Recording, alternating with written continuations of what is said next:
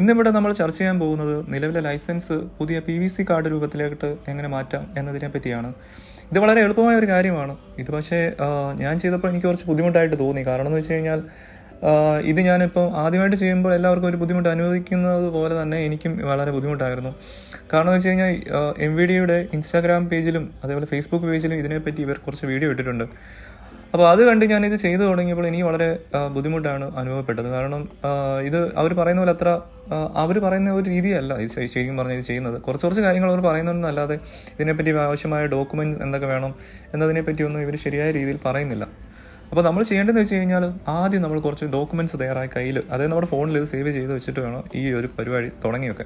നമ്മുടെ ഫോൺ വഴി തന്നെ നമുക്ക് ഈസി ആയിട്ട് ചെയ്യാവുന്ന ഒരു കാര്യം തന്നെയാണ് ഈ ഒരു പുതിയ ലൈസൻസ് നമുക്ക് എടുക്കൽ PVC രൂപത്തിൽ. അതിനായി നിങ്ങൾ ചെയ്യേണ്ടതെന്ന് വെച്ച് കഴിഞ്ഞാൽ ആദ്യം ലൈസൻസിൻ്റെ കോപ്പി ഏതെങ്കിലും ഒരു കടയിൽ പോയിട്ട് ഒരു ലൈസൻസ്, അതായത് പ്രിൻ്റർ വീട്ടിലുള്ളവർ അങ്ങനെ എടുക്കാം, അല്ലാത്തൊരു കടയിൽ പോയിട്ട് ഒരു ലൈസൻസിൻ്റെ കോപ്പി എടുക്കുക.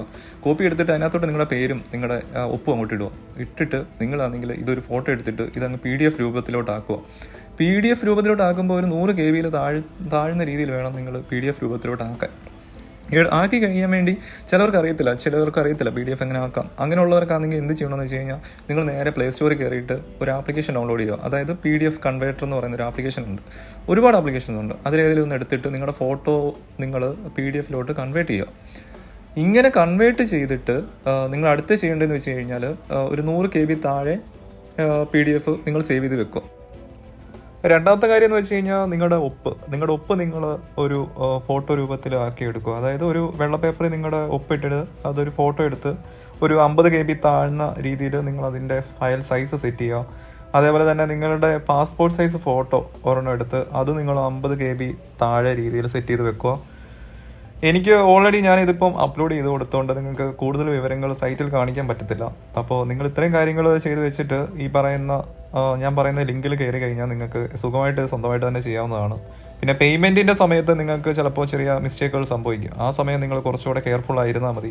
കാരണം പേയ്മെൻറ്റ് അടയ്ക്കുന്ന സമയത്ത് ചില സമയത്ത് ഗേറ്റ് വേ എറർ സംതിങ് അങ്ങനെ കുറച്ച് പ്രശ്നങ്ങൾ വരും. അപ്പോൾ നിങ്ങൾ എപ്പോഴും അവിടെ ഒരു GRN നമ്പർ വരുന്നുണ്ട്, അതിൻ്റെ ഒരു സ്ക്രീൻഷോട്ട് എടുത്ത് വെച്ചേക്കണം. അതായത് ഒരു പ്രാവശ്യം പേയ്മെൻറ്റ് ഫെയിൽ ആയാലും നിങ്ങൾക്ക് രണ്ടാമത് അതേ GRN നമ്പർ ഉപയോഗിച്ച് പേയ്മെൻറ്റ് ചെയ്യാവുന്നതാണ്.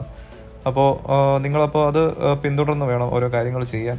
ഡോക്യുമെൻറ്റിൻ്റെ നമ്പർ കണ്ടുപിടിക്കാമെന്ന്, അതായത് ഇത് ലൈസൻസ് ആണെങ്കിൽ ഇതൊരു സാമ്പിൾ ലൈസൻസ് ആണ്. ഇവിടെ ആണെങ്കിൽ ഡോക്യുമെൻറ്റ് നമ്പർ നിന്ന് അവിടെ 50002010 എങ്ങനെയാണ് ഡോക്യുമെൻറ്റ് നമ്പർ കൊടുത്തേക്കുന്നത്. അതായത് ഈ 5 എന്ന് ഉദ്ദേശിക്കുന്നത് കോട്ടയത്ത് രജിസ്റ്റർ ചെയ്തതാണ്, അതായത് KL05 ആണത്.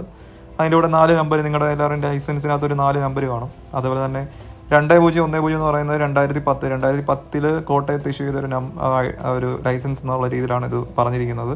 അപ്പോൾ നമ്മുടെ ഡോക്യുമെൻറ്റ് നമ്പർ എങ്ങനെ കണ്ടുപിടിക്കുക എന്നുള്ളത് ഞാൻ പറഞ്ഞുതരാം. അതായത് എംപരിവാഹൻ്റെ സൈറ്റിൽ എൻ്റർ ചെയ്യാൻ നേരം നിങ്ങൾ ആദ്യം ചെയ്യേണ്ടതെന്ന് പറഞ്ഞാൽ KL05. ഓക്കെ, എന്നിട്ട് ഒരു സ്പേസ് ഇടണം. സ്പേസ് ഇട്ടിട്ട് നിങ്ങൾ ചെയ്യേണ്ടതെന്ന് വെച്ച് കഴിഞ്ഞാൽ നിങ്ങളുടെ കാർഡിലെ വർഷം എൻ്റർ ചെയ്ത് കൊടുക്കുക. ഇപ്പോൾ 2010 ഇവിടെ കൊടുത്തേക്കുന്നത്, അപ്പോൾ 2010 കൊടുക്കുക. എന്നിട്ട് നിങ്ങളൊരു 3 0 ചേർക്കുക.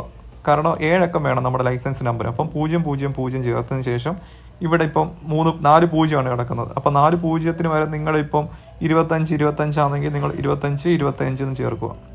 ഓക്കെ, ഇപ്പോൾ അതേപോലെ തന്നെ ഇപ്പോൾ ആണെങ്കിൽ ആലപ്പുഴ രജിസ്റ്റർ ചെയ്ത ഒരു നമ്പർ, അതിൻ്റെ ലൈസൻസ് കണ്ടുപിടിക്കാൻ വേണ്ടി അതിൻ്റെ ഡോക്യുമെൻറ്റ് നമ്പർ കണ്ടുപിടിക്കാൻ വേണ്ടി നിങ്ങൾ ചെയ്യേണ്ടതെന്ന് പറഞ്ഞാൽ KL04 ഇട്ടിട്ട് സ്പേസ് ഇട്ടിട്ട് 2015 ഇഷ്യൂ ചെയ്ത നമ്പറാണെങ്കിൽ 2015 എൻ്റർ ചെയ്തിട്ട് 3 0 ഇട്ട് കൊടുത്ത് പിന്നെ നിങ്ങളുടെ ഇവിടെ, അതായത് ഈ ഒരു പോർഷനിൽ കൊടുത്തേക്കുന്നത്, അതായത് ഈ ഒരു പോർഷനിൽ കൊടുത്തേക്കുന്ന നമ്പർ, അതായത് 0004 കൊടുത്തേക്കുന്നത് കണ്ടില്ലേ.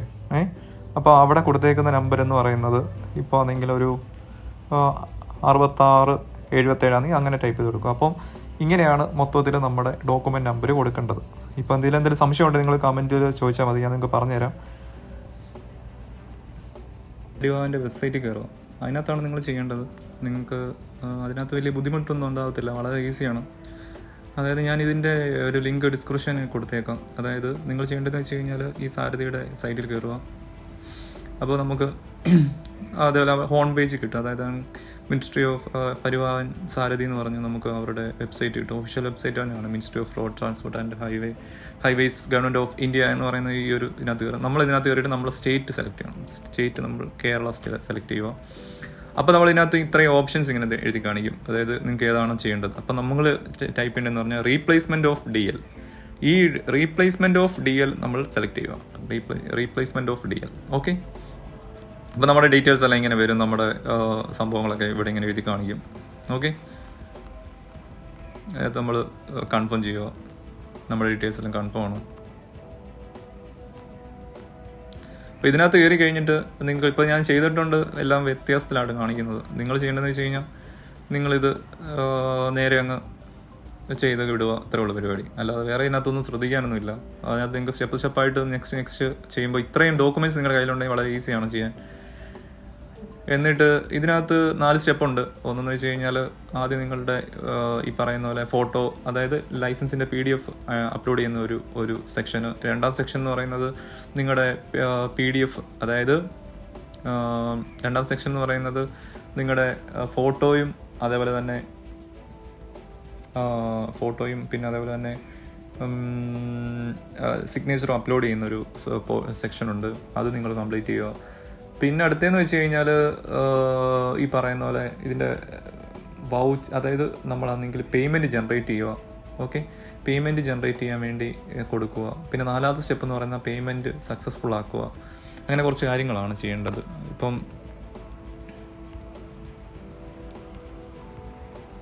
അതായത് പേയ്മെൻറ്റ് നിങ്ങൾ ജനറേറ്റ് ചെയ്യുമ്പോൾ നിങ്ങൾക്കൊരു GRN ജനറേറ്റ് ആയിട്ട് വരും. ഇത് നിങ്ങൾ സ്ക്രീൻഷോട്ട് എടുത്ത് വെച്ചേക്കണം. പിന്നെ ലാസ്റ്റ് നിങ്ങൾക്ക് ഇങ്ങനെ ഒരു വൗച്ചർ കിട്ടും നിങ്ങൾ പേയ്മെൻറ്റ് അടച്ച് കഴിയുമ്പോൾ. അതായത് ട്രഷറി വഴിയാണ് നമ്മൾ പേയ്മെൻറ്റ് അടയ്ക്കുന്നത്. അതിനകത്ത് നിങ്ങൾക്ക് നിങ്ങളുടെ ഇൻ്റർനെറ്റ് ബാങ്കിങ് ഉപയോഗിക്കണം. നിങ്ങൾക്ക് ഇൻ്റർനെറ്റ് ബാങ്കിങ് ഇല്ലാത്തവരാണെങ്കിൽ മസ്റ്റായിട്ട് ഇൻ്റർനെറ്റ് ബാങ്കിങ് ഉള്ള ഒരാളുമായിട്ട് അത് കോർഡിനേറ്റ് ചെയ്ത് നിങ്ങളത് ചെയ്യണം. വളരെ സിമ്പിളാണ്. ഇങ്ങനൊരു ചെല്ലാം നമുക്ക് കിട്ടും. അതേ ഉള്ളൂ പരിപാടി. അല്ലാതെ ഇതിനകത്ത് പ്രത്യേകിച്ചൊന്നും അറിയാനൊന്നുമില്ല. വളരെ സിമ്പിളാണ് കാര്യങ്ങൾ. അപ്പോൾ എല്ലാവരും എത്രയും പെട്ടെന്ന് ചെയ്ത് നിങ്ങൾക്ക് പുതിയ PVC കാർഡ് ലഭ്യമാക്കാൻ വേണ്ട നടപടിക്രമങ്ങൾ ചെയ്യുക എന്ന് ഞാൻ പറയുന്നു. ഓക്കെ. ഇത്രയും പറഞ്ഞുകൊണ്ട് എൻ്റെ വീഡിയോ നിർത്തുന്നു. എന്തെങ്കിലും സംശയം ഉണ്ടെങ്കിൽ നിങ്ങൾ കമൻറ്റ് രൂപത്തിൽ ചോദിച്ചാൽ മതി. ഞാൻ നിങ്ങൾക്ക് പറഞ്ഞുതരാം. അപ്പോൾ ഓക്കെ, എല്ലാവർക്കും നന്ദി. അടുത്ത വീഡിയോയിൽ നമുക്ക് കാണാം. ശരി എന്നാൽ.